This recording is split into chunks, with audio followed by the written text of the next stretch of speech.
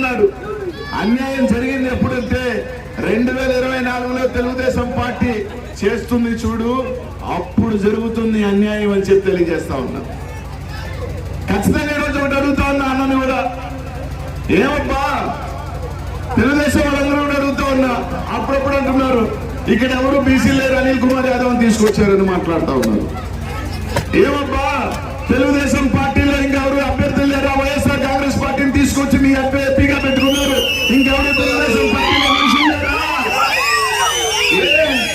సరే తీసుకున్నారు, ఎంపీ పదవిగా ఈ పార్టీలో తీసుకొచ్చి ఎంపీగా ఇచ్చారు కదా, ఏం జంగా కృష్ణమూర్తి గారికి కూడా ఎమ్మెల్యే ఇచ్చి న్యాయం చేయొచ్చు కదా పార్టీలో? మాట్లాడుతున్న తెలుగుదేశం పార్టీలు అందరికీ అడుగుతా ఉన్నప్పుడు అక్కడి నుంచి తీసుకొని ఎంపీని మా పార్టీలో జనాలు గెలిపించిన ఎంపీని తీసుకొని మీరు టికెట్ ఇవ్వగా జంగా కృష్ణమూర్తిని తీసుకున్నారు కదా, మీరు ఎందుకు ఎమ్మెల్యే టికెట్ ఇవ్వరా? ఓహో, అక్కడ మాత్రం అన్ని న్యాయాలు మారిపోతాయి. అనిల్ కుమార్ యాదవ్ మాత్రం అన్ని వస్తాయి, మీకు మాత్రం ఏం వర్తించవా? ప్రజలన్నీ ఆలోచన చేస్తా ఉన్నారని చెప్పి తెలియజేస్తా ఉన్నా. ఆలోచన చేసి సాయం చేయండి అన్న. తప్పకుండా మీ ప్రాంతానికి వచ్చాను.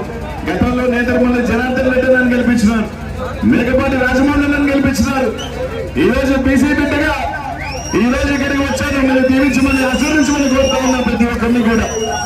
ఈరోజు జగన్మోహన్ రెడ్డి గారి ఉమ్మడి గుంటూరు జిల్లాలో 3 ఎమ్మెల్సీలకి బీసీలు ఇచ్చాడు.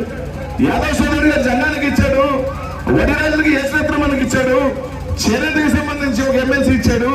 ఈ రోజు 3 ఎమ్మెల్యేలు ఇచ్చాడు, ఒక ఎంపీ ఇచ్చాడు. తెలుగుదేశం పార్టీ ఏమి ఇచ్చింది? 0 ఎమ్మెల్సీ, కేవలం ఒకే ఒక ఎమ్మెల్యే ఇచ్చింది.